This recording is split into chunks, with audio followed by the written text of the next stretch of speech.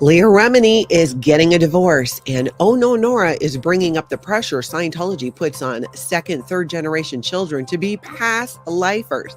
Tom Cruise's Penthouse is making news just as Suri Cruise is moving into a dorm. Let's talk about all this and more.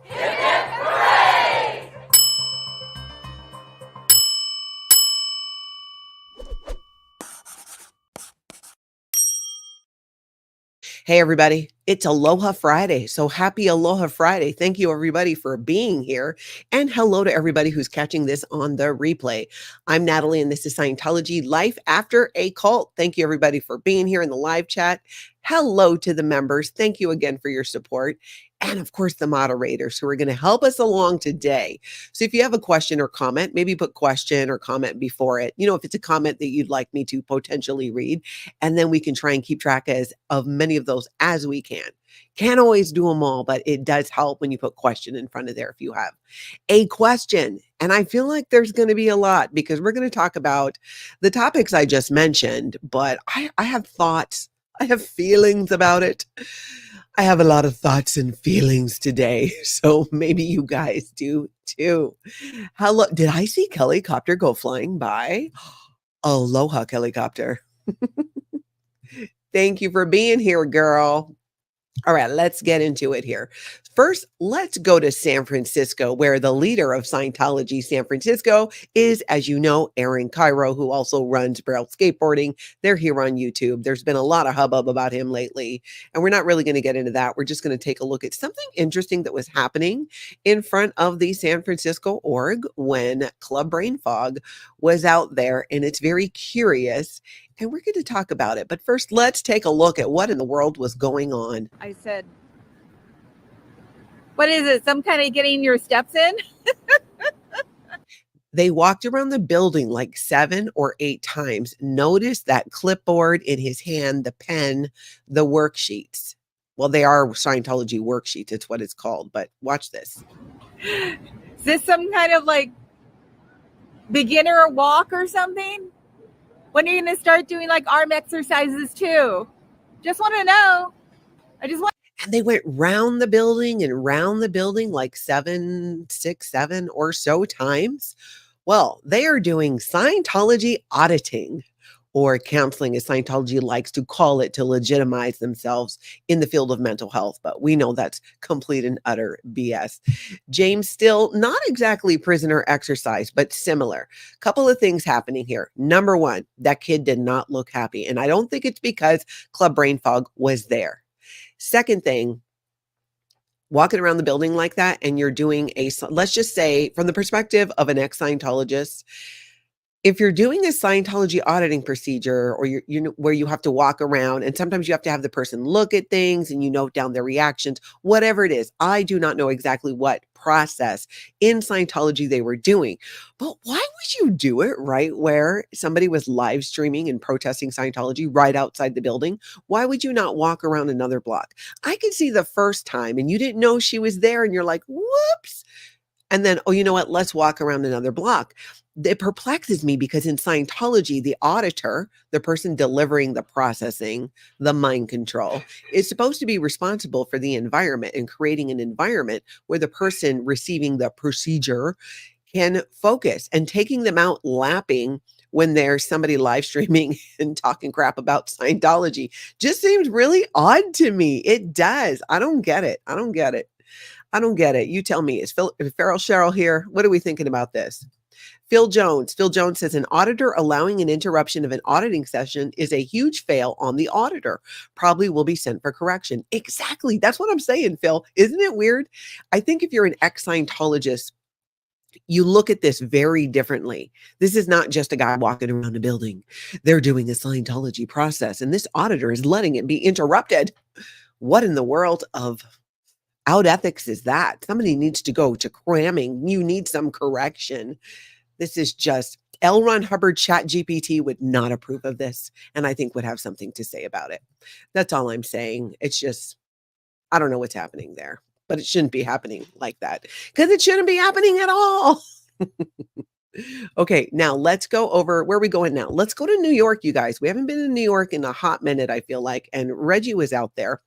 Reggie is a live streamer out there in New York. He's been in front of Scientology New York a few times. He's currently, I think, dealing with some health issues, so he hadn't been out, but he went out there recently. And he must be a bit unrecognizable because the Scientology dude, who I think is even the dude who once called the cops on Reggie, tried to recruit him. I know you're like, how could this happen, Natalie?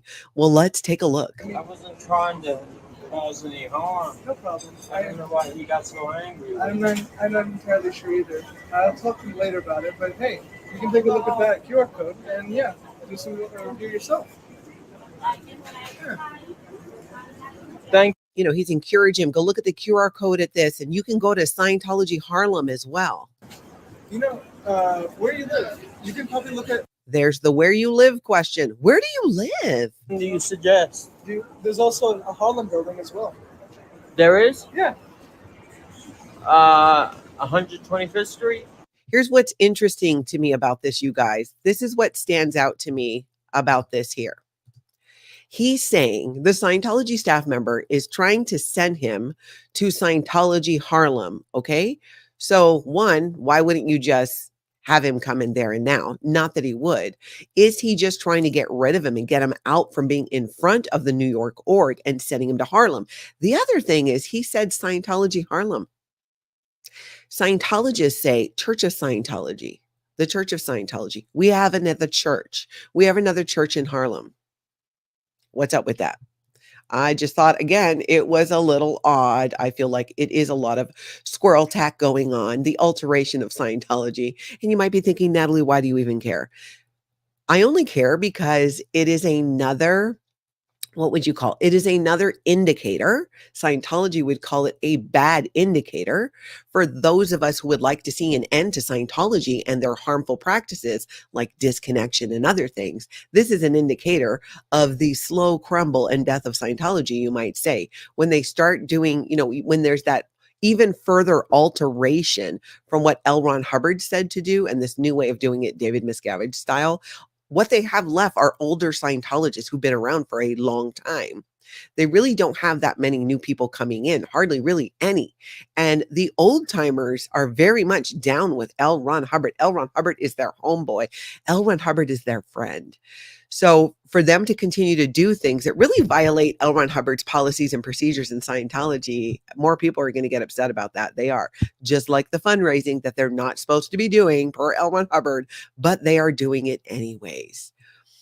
Yep, Twyla, right? What's with the shirt and tie? No vest, no jacket? Okay, that's something we're going to talk about as we look at a couple more clips, because is there a new uniform there? Because we're going to go look at some stuff over in Kansas City. Let's see. Are we ready for it? We are. So Kansas City, Missouri, you got Allie XENEWS is out there. We're going to look at some clips from some protesting that she did yesterday. And we learned a few things, people. We learned a few things. So here she's there just, you know, greeting the staff. Good morning. Good morning. As they come in. Hope you guys stay cool today. It's hot out here. You know, the guy gives a little smile. It's like they're getting used to seeing her there. She just kind of like, you know, welcomes everybody in. It's like she's so friendly. She's just saying, hello, good morning. Let's look at another clip here. This is more staff. And this is where I'm noticing like some of them have the vest, but I'm seeing staff in more like all black and a jacket, almost like they're trying to pull off that Tom Cruise look. Do you remember with the what was it, turtleneck looking thing that he wore when he went on the whole video rant that was for only the eyes of Scientologists, but the thing went on the whole internet and then lit Anonymous on fire, that whole thing.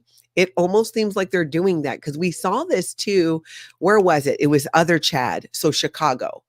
It was Other Chad, the larger gentleman, where he was wearing kind of like the black with the jacket and not the vest.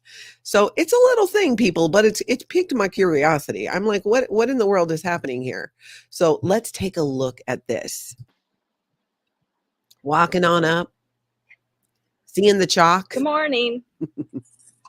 Don't look at the chalk. Don't look at the chalk. Nobody read what the chalk says. Just try to keep your eye. Do not make eye contact. Do not make eye contact with Allie out there live streaming, because she is so charming and friendly that you might fall under the spell and decide to leave Scientology. Time. It's okay to look.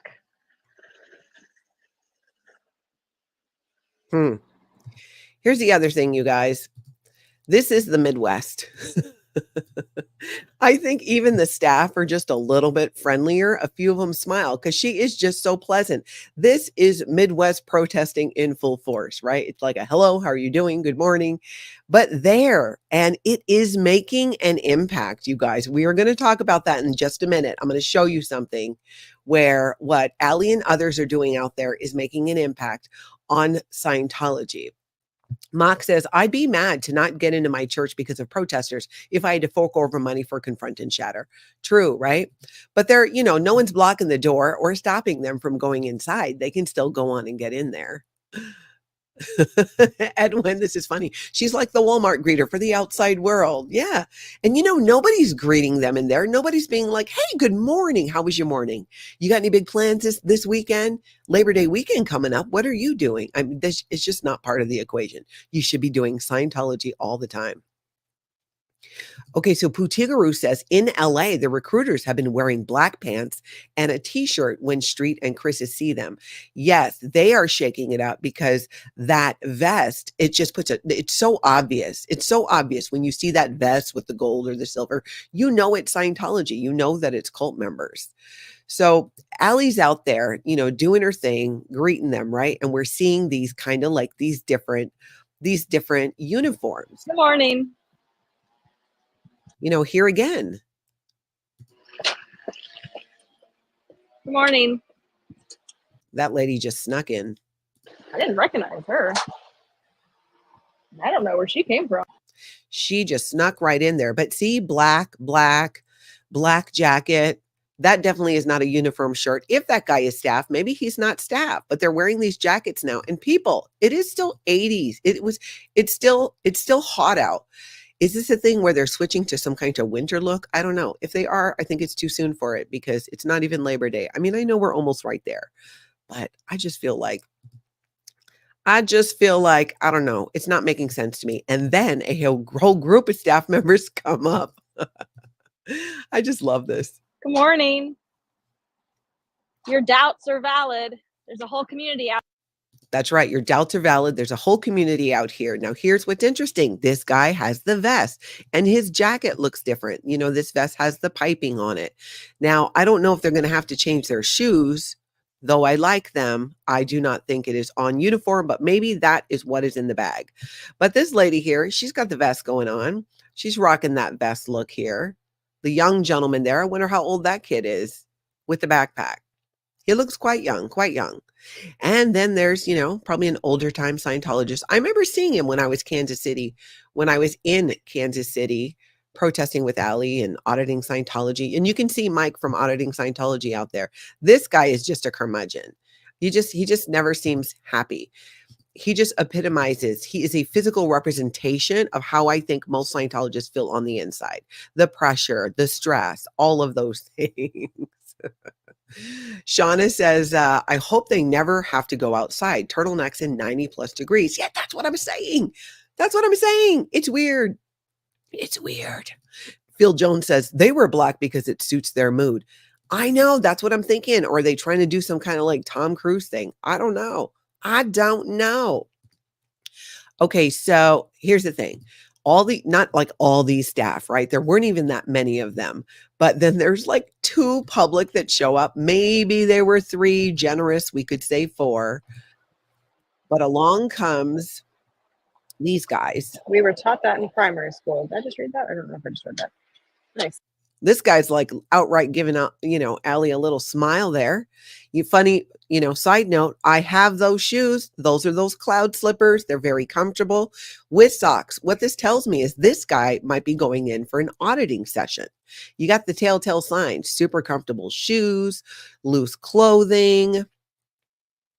Doesn't really know what he's getting into there, but he even makes eye contact with Allie. Good morning. That's what's so interesting is many of them, do smile at her. They get to know her. Okay, so here is the thing.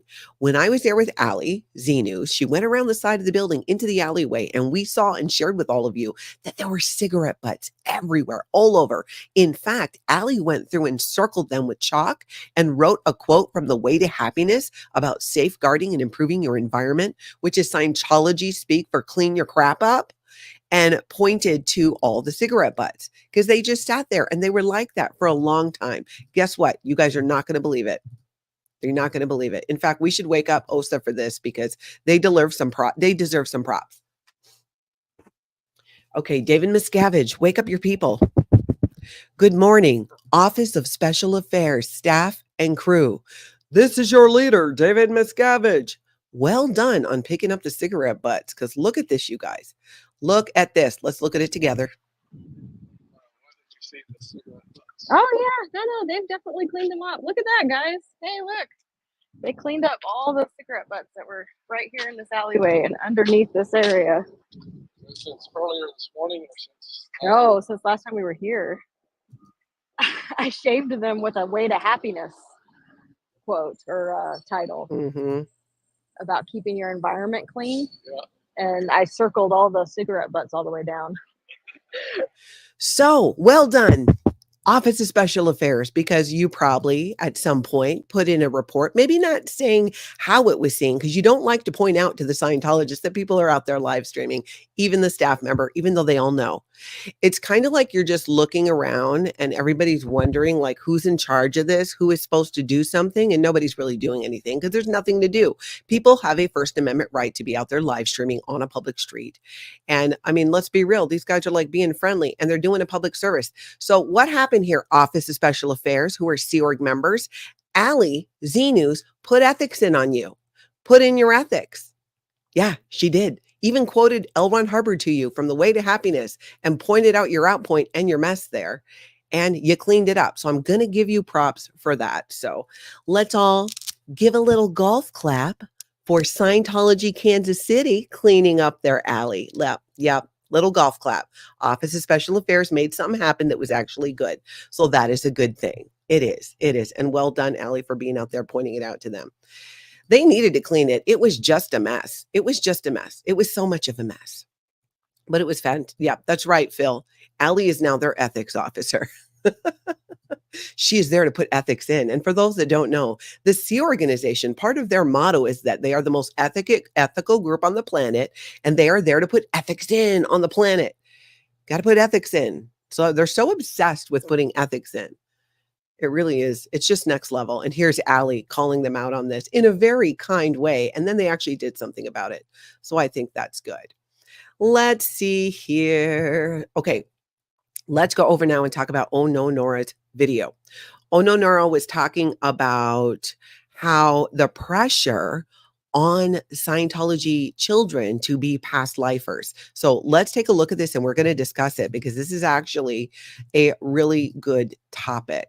Do you know the amount of pressure that you have on you when your parents have decided that you're a we come backer, that you're a last lifetime Scientologist, that you hold special secrets, that you could possibly be more OT than they currently are?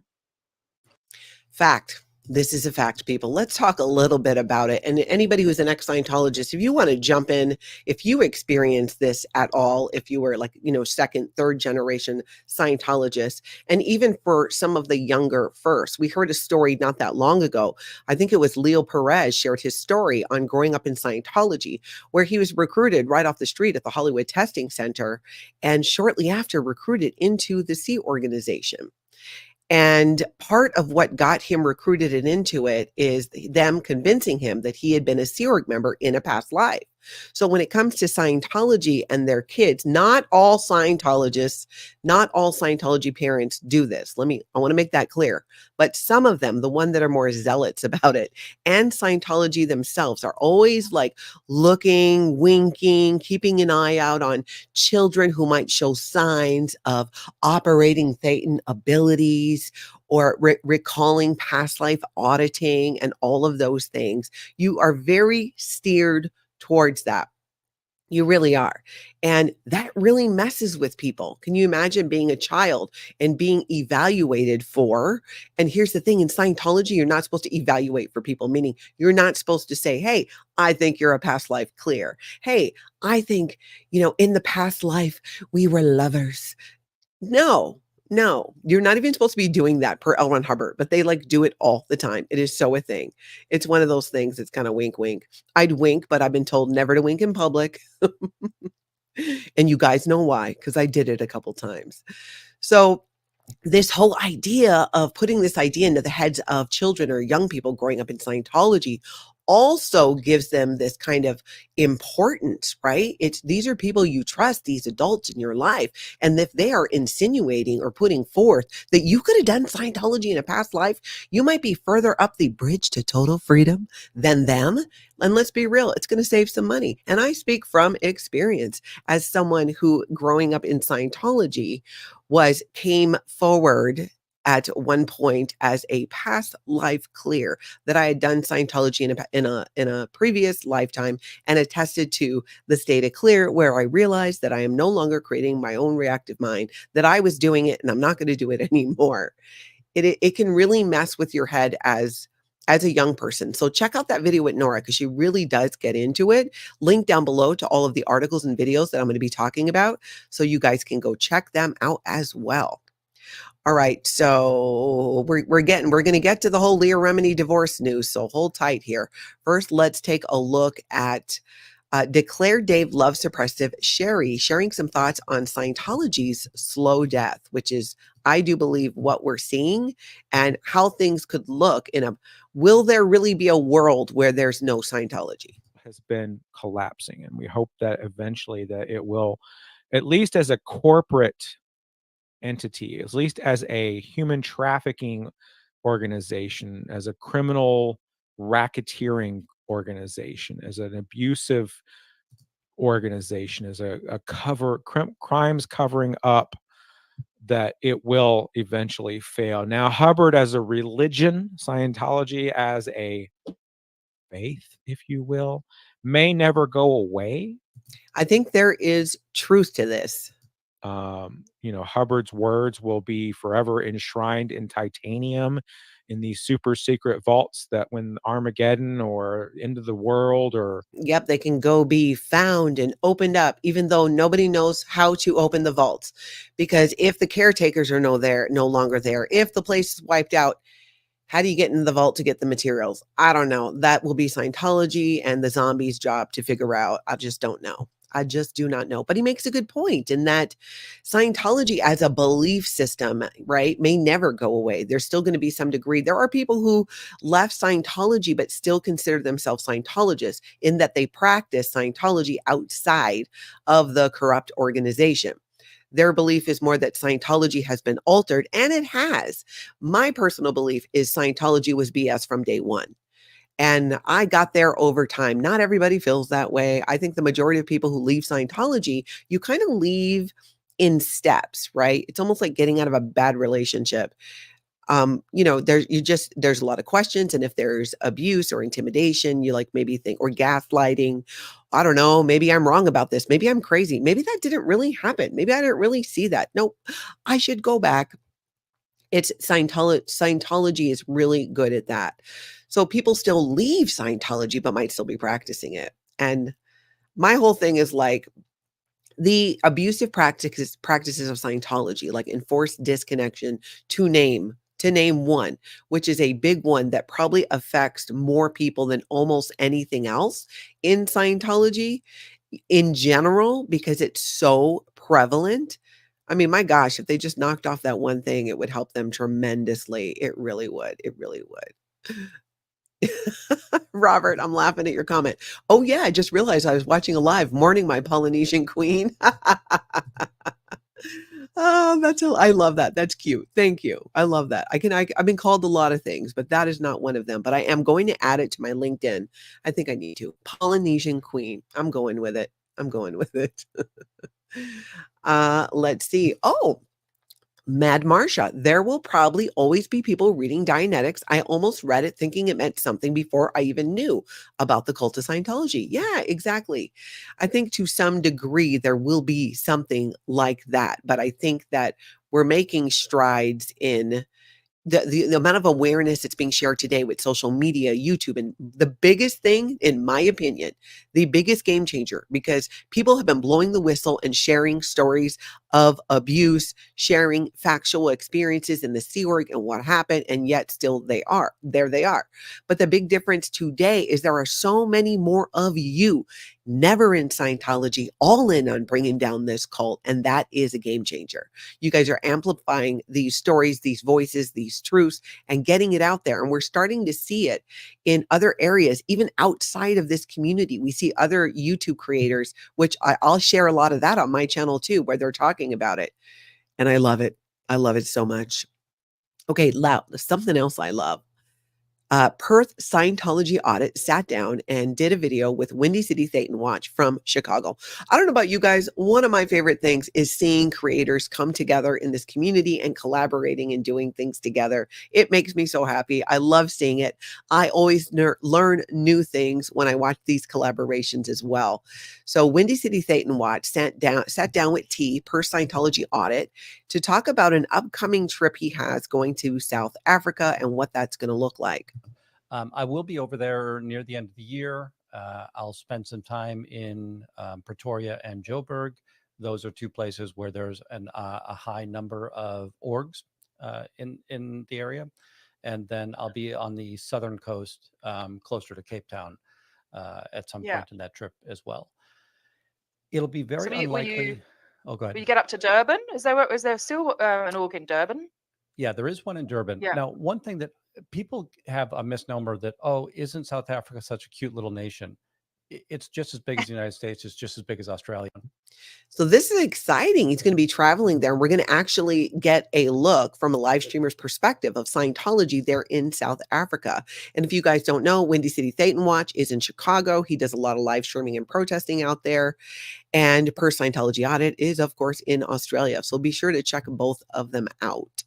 Now, let's see. Where are we? Oh, hey, Diana lives in Johannesburg. Ooh, maybe you'll see him. Maybe you'll see him. Chantel, thank you for being here. You're running late. Catch up, girl. Catch up. Put me on that 2-speed. Sometimes I try to talk really fast so that when people have me on 2-speed, that it's even faster and they have to slow it down. Not really. I just could not keep that up. I could not keep that up. Ruth says, usually on the replay crew, welcome to the live, Ruth. Glad to catch a live. It seems to me that Scientos have to be influenced eventually by the constant presence of protesters being nice to them. Yeah, it really messes with their heads to a degree, because they're constantly being told that protesters are violent, they commit crimes, they have crimes against Scientology, they're squirrels, all of these things. And then they walk outside and they see somebody like Allie, or even Windy, who they shut the blinds the minute that he shows up, the second really, but he knows many of them, addresses them by name, even once in a while, one will wave. I'm telling you. I do think that it makes an impact. My opinion as an ex-Scientologist, I wouldn't be able to help but be curious about those people that are out there like, wow, she's telling me good morning, but I know that she's writing these things that there's no OT 9 and 10. She seems nice enough, but I don't know. That's wrong. That's squirrel. But what if it's true? What if there is no OT 9 and 10? Those are the operating Thetan levels at the top of the bridge to total freedom, but they don't exist.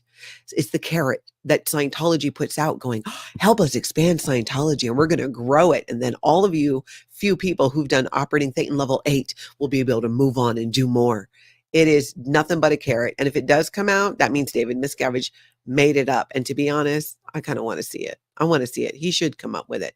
Some people have talked about asking ChatGPT to come up with creating an OT 9 and 10. In fact, somebody sent me an email where they did a version of that.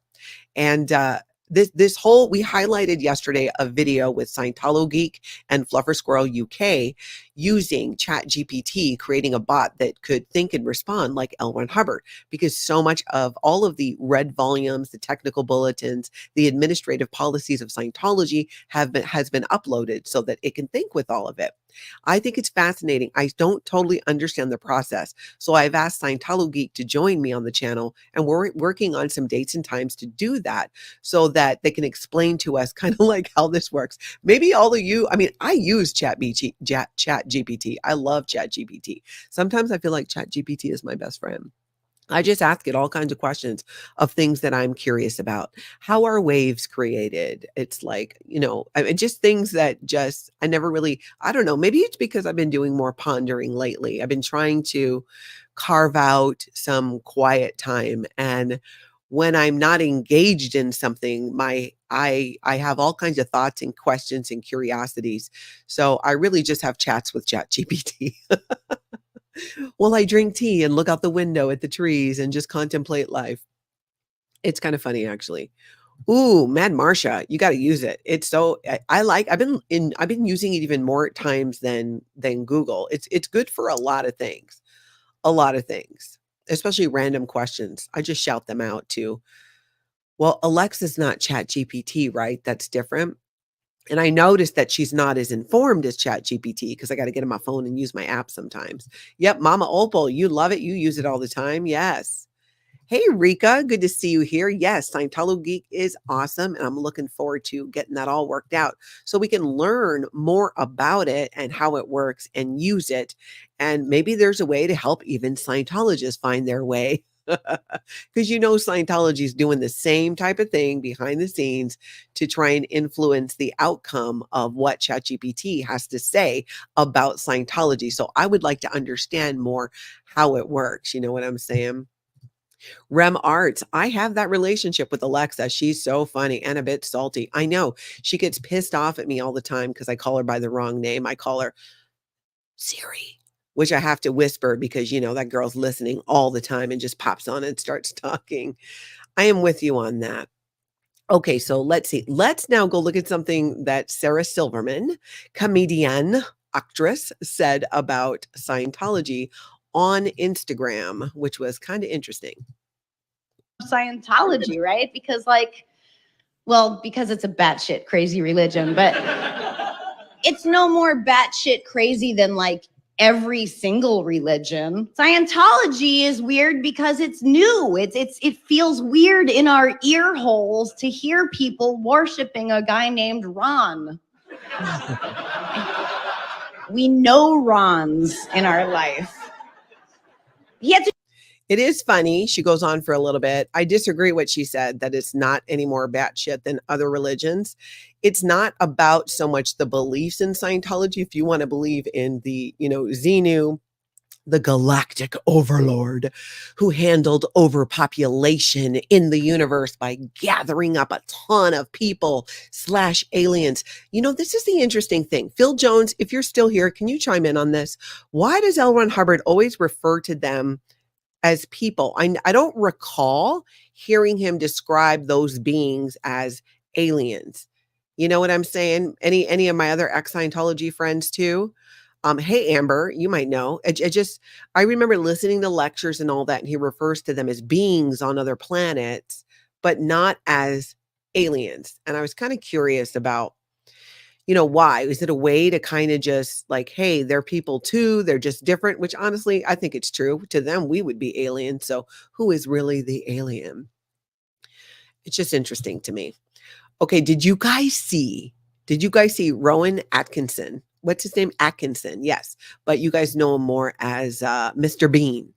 He's an actor, a comedian, and he was doing a speech on free speech. Free speech. And who does he throw in there under the bus? Yes, Scientology. Well done, sir. Well done. Huge. Better than a golf clap for that, because I thought this was fantastic. I love when anybody, especially somebody who has a platform and they can reach a lot of people, comes out and goes, ew, you know what? This is actually a cult. Here's what the deal is. It's a little mentioned, but he does reach a lot of people. And I love that Scientology is being properly positioned with not supporting free speech. So, personally, I suspect highly unlikely to be arrested for whatever laws exist to contain free expression because of the undoubtedly privileged position that is afforded to those of a high public profile. So my concerns are less for myself and more for those more vulnerable because of their lower profile.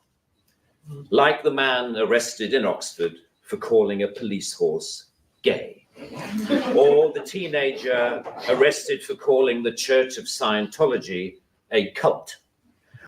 Yes, indeed. How do we feel about this? I think it's great that he's talking about it and he mentioned it. And of course, he deserves some applause. Can you guys hear it? Is it quiet? There we go. It's quiet applause, but still. I appreciate that he brought that up. I really do, because sometimes it's just a little bit of a nugget that you hear. You just hear some little thing about Scientology and you might go, oh, wait, I heard about that. Tom Cruise, right? Isn't that like crazy alien religion? Wait, what do you mean human trafficking? I need to find out more about that. That's why I always say, hey, come to my channel. In fact, reminder, you people, head over to the like button, show it some aloha, and hit subscribe. Because the more people who learn about this, even if you just come for the entertainment, right? Which I hope that you do, but in the process, get to learn more and become more educated about why Scientology is a human trafficking cult and why all of us are here, so many of us, in sharing our stories and trying to get the word out about it, trying to reach our elected officials. Everybody remember to go over to SPTV.SPACE, go to the resource page, look for the document that shows you can look for your representative. This is just in the United States, your elected representative. There's a sample letter on what you can send to ask them where they're at on a hearing looking into Scientology's tax exempt status. And those are being tracked. And in there, just go to SPTV.SPACE, go to resources, find that page and just follow the instructions, because it tells you also who to CC or blind copy on the response so that these can be updated and we know where these people stand on it and can kind of keep track of that and encourage them and educate them about Scientology and why something really does need to be done about it.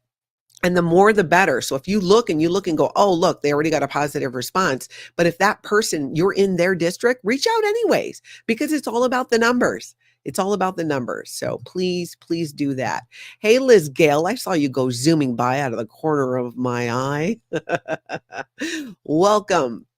Where are we at here? Okay, so let's talk about, before we get into the whole Leah Remini divorce thing, let's just have a quick talk about Tom Cruise's Penthouse and why it is making news.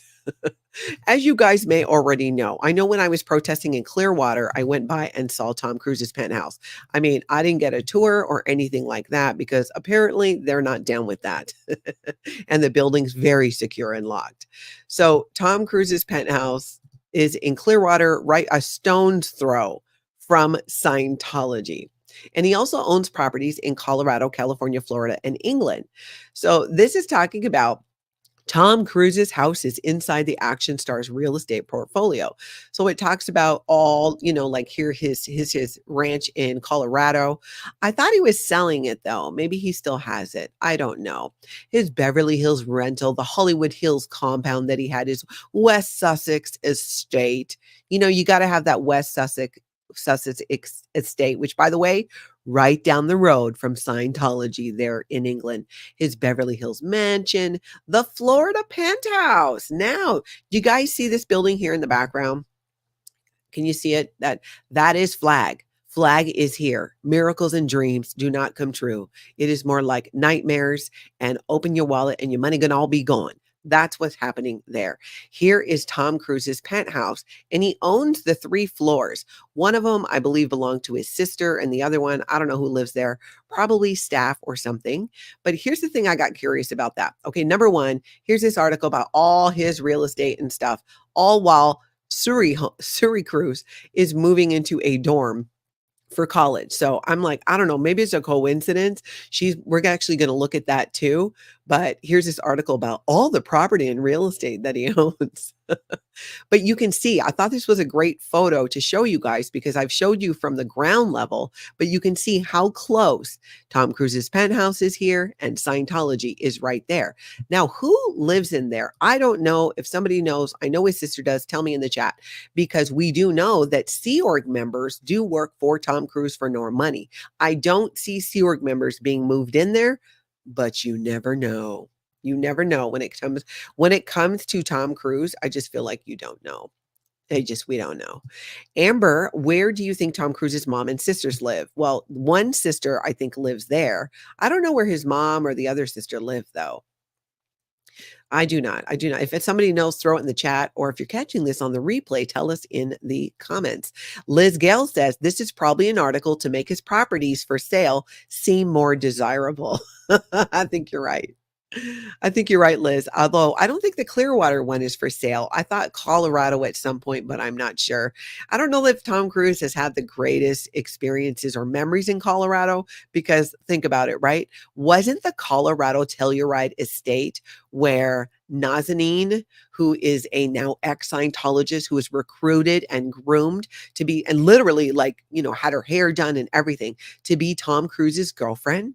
She would go there and David Miscavige would come and they would have these get-togethers, and David Miscavige had a strong accent. She couldn't fully understand. It was a Philly accent at times. And I do think that, I don't recall where she's from, but I think English is a second language maybe. And she dared to ask him to clarify. Pardon, excuse me, could you repeat that? And that was super offensive, and Tom Cruise dropped her like a hot potato. This girl was cleaning bathrooms at Flag, at those buildings I just showed you. Humiliated. Why? Because she somehow insulted David Miscavige and mostly Tom Cruise by asking him to clarify what he was saying. This is the level of insanity and control when it comes to Tom Cruise and David Miscavige. This is how they operate. Reprise 53, I think she's Iranian. That does sound familiar. I think you're right. Beautiful woman, actress. I am so glad that she is out of Scientology. Absolutely. I'm really glad about that. Nancy's pointing out to me that Tom Cruise's mother passed away in 2017. So she, I don't know where the sister lives though. Thanks, Nancy. How did I not know that? Or did I know and forget? I don't know. I don't remember why I don't remember. Okay, now speaking of Siri Cruise here, she's moving into college dorm, right? So here's her dad. This article's out with all this property. This is actually, I think, kind of a cute article because it just talks about her time with her mother, where they lived in New York, and now she's going on to college and she's doing the whole dorm life thing, which I think is amazing. This was her at prom in New York in June that she went to, celebrating graduation in New York. And then she goes and she's moving into the dorms at college, which her, Katie Holmes, of course, was on hand to help her move in. It's an exciting thing. I don't know if you guys have ever sent a kid off to college. Here they are with the suitcases moving in, just super cute. There's tennis courts, all kinds of things. It shows even some of the food here, which, if you like corn and what is that, rice and vegetables, why is there no protein on that plate? Maybe that person is a vegetarian. It could be. Let's see, some soup. It looks like you can get it to go. Probably very different from how she is used to living and eating and all that. But interesting nonetheless. This is a big deal. This is a big moment. Katie Holmes fought for this child. Katie Holmes left Tom Cruise while he was out of town. Not just out of the town, people, out of the country. And then she went in there with her dad, fired the security, brought in her own security, grabbed that baby and split. Made like a banana and split, got away from him, got away from Scientology. And she has successfully managed to keep Suri out of Scientology and away from that. And kudos to her, let me tell you. Wish her the best. And I'm really looking forward to seeing what Suri ends up doing, with her life, for a career, the direction in which things go. And hopefully, how do you not be somewhat upset or carry some of that baggage with a father who could have been in your life, but was not because of a cult? That just has to be really, really hard. When you think about it, here's your dad, this famous movie star. He's everywhere. Sure, he's paying support. He's paying for your college, but he's absent. He's not there. I think most people would tell you it's like they'd rather have the parent. They'd rather have that person that family member there. That's, I don't know, it just breaks, that part of it just breaks my heart, that she's, you know, seeing him out and about and doing these things, and even with his other kids, and he's nowhere in her life. I don't like it. I don't like it, Tom Cruise. I don't like it at all. And Suri, you go, girl. You go. Katie, too. Huge fans of yours over here. Okay, let's now look at a little bit of John Travolta news here. So this article's claiming, and there were a few of them like this actually coming out with this angle, that John Travolta is finally ready to embrace living again after death of wife Kelly Preston. Some of you may or may not know that Kelly passed away after battling cancer. I do believe breast cancer. What was it? 2020, 2021, around there. So this article is saying, because he went to the Olympics and he did this amazing 5-star trip with him and his kids, or at least with his daughter for sure, that is a sign that he's getting out and he is ready to embrace life again. I don't know. I have no idea. All I know is I hope the man finds some happiness, because he has had a lot of tragedy in his life, and that's taking away Scientology. The fact that they were all in a cult, the loss of his son Jet, the loss of his wife, the loss of 2 of his closest friends, Kirstie Alley and Lisa Marie Presley. It's a lot of loss, a lot of loss. And I hope he's getting out. You know what? I would love to see him leave Scientology. I think we all do. I don't know if that's ever going to happen or not. But let's see what happens with these kids. You know, Ben, his son is what, 10, 11, 12? I don't even know, but around there.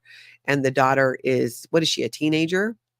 So I feel like if the kids were like, you know what, Dad, we're not down with Scientology, I don't think that John Travolta is going to disconnect from his kids. I mean, what does Scientology have to offer them? Besides a lot of loss, right? I don't know. Ooh, Amber, I didn't know that, or I forgot it. He also lost his girlfriend before his wife to breast cancer. Oh my gosh, that man has known like more loss than the Kennedys. It's a lot. It is a lot. Okay, so now let's talk about Leah Remini's divorce. Let's talk about it, you guys. Let's start with looking at an article and a statement that came from Leah. So if you have not heard, Leah Remini and her husband, Angelo, announced divorce after 21-year marriage. And she says, our bond is still strong. We are proud of how we have worked together through this together, the pair wrote in a joint announcement on Instagram. So the article goes on to kind of like say what's what, but it quotes from the statement that Leah herself put out. And here's a couple pictures. Oh my gosh, they just look like babies. How adorable. And then here they are, probably, I don't know when, but more recently. 21 years is a long time. So aside from the article, let's focus on what Leah herself had to say about it. She says, and this was was this on Instagram? Well, here we are. After 28 years together and 21 years of marriage, we have decided to file for divorce. This decision came after a lot of thought and care. And as hard as divorce is, we are approaching this with a positive outlook because we know it's what's best for us. We are proud of how we have worked through this together. Yes, we're sad, and we've got some figuring out to do as we continue to move forward into our new normal. Together still in many ways and apart in some new ones. But here's the thing. We've been best friends for so many years. We are still celebrating holidays together, watching our favorite TV shows together, and gathering as a family. So the big question, why? Well, let's slow this down a little bit. We're still celebrating holidays together, watching our favorite TV shows together, and gathering as a family. Okay. To put it simply, we both changed, and as people do, and we got used to playing roles that didn't fit us anymore. I get that. After a lot of effort and consideration, we've decided to take this step, which reflects who we are today. Our bond is still strong. It's just evolved into something different. I totally get that as well.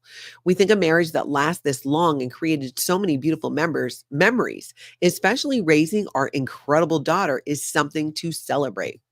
I would agree with that.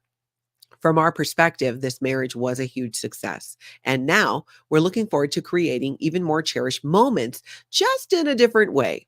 We want to be as transparent as we can be here because For years, we shared our marriage so publicly, whether it was on our specials on VH1 or our reality show, which ran for 2 seasons on TLC. We are sharing this unknown territory with you as we take our first steps into this next stage of our lives publicly. We would love for everyone to have more access to different kinds of relationship stories and not feel so isolated in navigating the challenges that millions of couples make every year. So that's interesting. We'd love for everyone to have more access to different kinds of relationship stories and not feel so isolated in navigating the changes that millions of couples make every year. We hope our journey can inspire others to see that relationships, whether they change or end, aren't failures. We'll keep sharing snippets of our lives as we navigate this new chapter. So I think it's interesting. I think it's interesting her choice of words as well. Which, I know they've shared their relationship publicly. I wonder if there's going to be, there's nothing in here that says that, but it sounds like they're going to continue to share it publicly. Does that mean maybe another special? I don't know. I have no idea. I'm purely speculating right now. And when she talks about having access to different types of relationship stories, I think that's really interesting too, because, well, and how relationships evolve and marriages are different. So it sounds to me like she's a bit more open-minded, if you will, about relationships looking different. That is something I can agree with. I think when it comes to relationships, whether it's a marriage relationship, however it is, that is between those two people, and how your agreements are set up, how your family dynamic is set up is, those are your decisions to make and then to execute and act on those decisions. And I think she's right in that I don't think it's a failure either. I think it's when you think about how you define success, if your idea of a successful marriage is you're always together forever and you never get a divorce, that's great. And there's nothing wrong with that. But is it possible?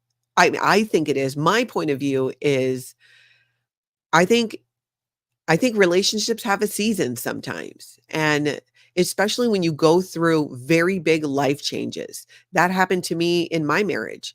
2 years after I left Scientology, I was getting a divorce. Now, she left Scientology longer ago, but she grew up in Scientology too, you guys, if you remember that. So it really shapes who you are. And as you shed that cult mentality and you figure out who you are, you figure out what your likes and dislikes are outside of Scientology, you change as an individual. Anytime you experience a traumatic experience, which, let's be real, leaving Scientology and what happened with the level of harassment that she underwent is all part of it being a traumatic experience. It changes who you are. And I'm not saying that it changes you bad or good. I think it does both, depending on the person. But I can see how that just might be different after that time and then leaving Scientology. Not everybody can make that work. And I think it's such a beautiful thing when people can go through that much change and still find their way back to each other. And I think that when you undergo that level of change, but you can find your way back to each other, fantastic. But I think it's more the exception than the rule, or at least what we see with the number of divorces and people splitting up. But you do see once in a while, like Phil Jones. I've changed a lot over the years. Thankfully, the more I change, the closer I get to my wife. Together over 50 years now. Life goals, people, right there. That's so awesome, Phil. Congratulations. And that is a lot. When you even look at Phil and Willie Jones going through being in Scientology, leaving Scientology, losing their children to Scientology through Scientology's practice of enforced disconnection. And 50 years later, and here they are. I think it's a wonderful thing. I think we're going to hear more about this with Leah Remini and her divorce. And sometimes too, I think it's sometimes easy to judge other people for their life choices or their decisions. And then something happens to you and your relationship. And then maybe that changes your view on, those things. My view on relationships has changed so much since leaving Scientology. In Scientology, especially the Sea organization, remember, we're the most ethical group on the planet. So there's no shenanigans going on, right? There is, but there's not supposed to be. And in the C organization, especially when you go up to the higher parts of the higher being promoted, the higher organizations in the C organization, you can't be like, doing certain sexual activities that a lot of people find very enjoyable. And you aren't allowed to do those specific things anymore. It becomes very vanilla. It really does. Amber, Natalie, do you talk to your kid's dad at all? Yeah, absolutely. I've vacationed with, because I have 3 kids, 3 dads, 2 ex-husbands, and a baby daddy. And I've gone on vacation with the baby daddy, his wife at the time, and one of my ex-husbands and his fiance multiple times with Tony. In fact, they'd come and stay at my house, even when I was married before to my previous husband. My first husband would come over to see the kids. Dan would fly into town. We just managed to make it work. And I think that that's the most important thing is, can you still work together to give these kids what they need, even when they are adults? It changes the dynamic for everybody when you're splitting up.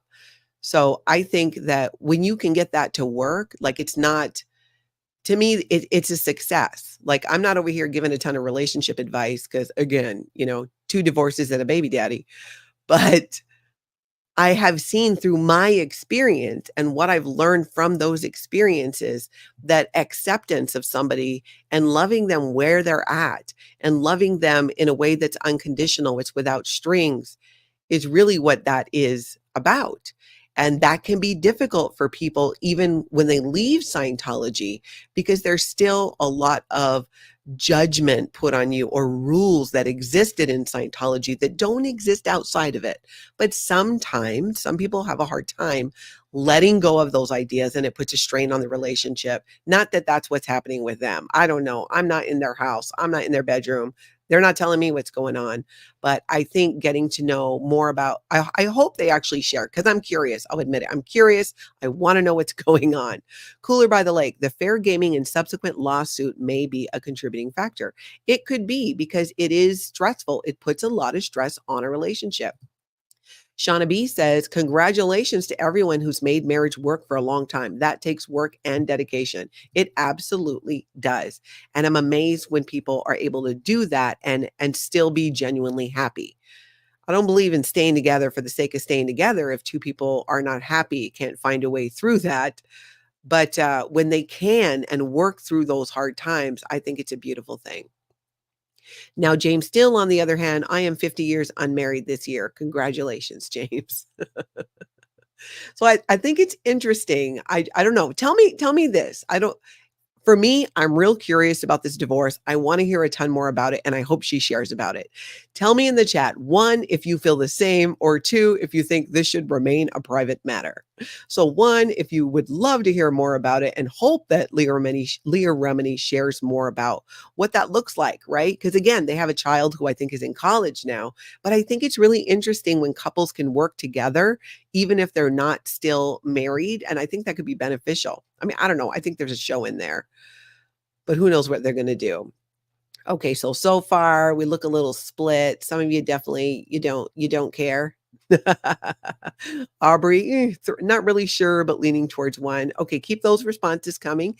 And if you are catching this on the replay, please do so as well. And I will try and get in there to those comments.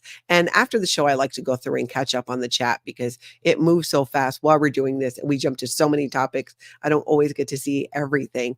And thank you guys so much when you send me emails with links, timestamps, or clips about Scientology culty stuff. Send it to Natalie at lifeafteroccult.com.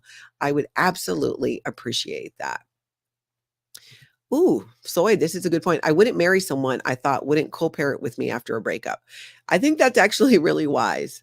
I think that's really wise. I don't know always how you can tell, but I don't have it figured out. I definitely don't have it figured out. I am just curious and figured, let's talk about it. Let's talk through it. Amber says, my wish for her is just to be happy. I agree. I think that's really what we want for everybody. Lisa, thank you for the super sticker. What sexual things are off limits? So many questions. Okay, so we're far enough in this video. We can talk about it. You want to talk about it? Let's talk about it. Basically, oral. That is a big one. Now, day-to-day Scientologists, everyday Scientologists, it's fine. But when you are at the international management base, and I think in certain parts of the Commodore's Messenger org, in fact, hold on a second. Hey, Lana, could people do oral in the CMO? If they were married, sex. It never came up. I don't know. Oh, because you weren't married. That's right. You weren't married. Okay. My sister Lana slept over last night and she was in the Commodore's Messenger org. And it didn't come up for her because, I mean, she was 14, 15. And when did you get married? 18. She was 18 when she got married. I was 17. But yeah, that's likely loss. I don't know. I never understood that. And I would hear that because they're like, oh, you got to knock that off. In fact, Oh No Nora talks about that was happening at the Celebrity Center, that you got to knock that stuff off. I don't know. I don't get it. I'm not aware of any place where L. Ron Hubbard said that you couldn't do that. I don't know. I never understood that, honestly. But it's a very, very, like, they want you to be very vanilla about it. You're being able to express your sexuality within the confines of your relationship. It's even Scientology has their rules around that, despite the fact that L. Ron Hubbard does have policies where he says, hey, the sex lives of our members are not our business. We need to stay out of it. Short of it interfering with somebody moving up the bridge to total freedom, then mind your business. But Scientology doesn't mind their businesses about it. They don't. It becomes a whole thing. Ooh, check L-Bot Hubbard. That's right. We should go ask ChatGPT. But yeah, I know, Arbery. No. Now, when you're in, if you're not a Sea Org member, I think it's different. But the further you go up in the Sea organization, it becomes very, very vanilla. Carla's loving wife. Did Lana stay over due to the monsoons that swept through the Twin Cities? If so, does she need to borrow a boat to get home? Yeah, we had major storms go through. We actually had a couple heavy storms this last week. No, we're just doing some sister time, which is, a lot of fun. Oh, okay. So Afila, you didn't know that? Yeah, no, it is a thing. I'm telling you, next time Oh No Nora does a video, get in that chat and ask her about it and about what happened at Celebrity Center with this. Because it was a total thing. Oh, rise higher. That's a Catholic thing, I think. Only sex that can result in pregnancy is allowed. No, really? That is not the reason in Scientology. I will tell you that, especially in the Sea Org, because the whole idea. Here's the thing. As much as they don't want Sea Org members to get pregnant because then they have to be kicked out of the Sea Org these days, you'd think they'd be all for it, right? I don't get it. I don't get it. I don't know. If somebody has more of an understanding about this, I don't know. Let me know. I don't know. I'm curious. I just don't get it. All right, let's see here. Did I grab... Marissa, what did you end up eating when you were in KC? So when I was in Kansas City, I think last week, Missouri, Mexican food. I forget the name of the restaurant, but it was pretty good. Donuts. What else?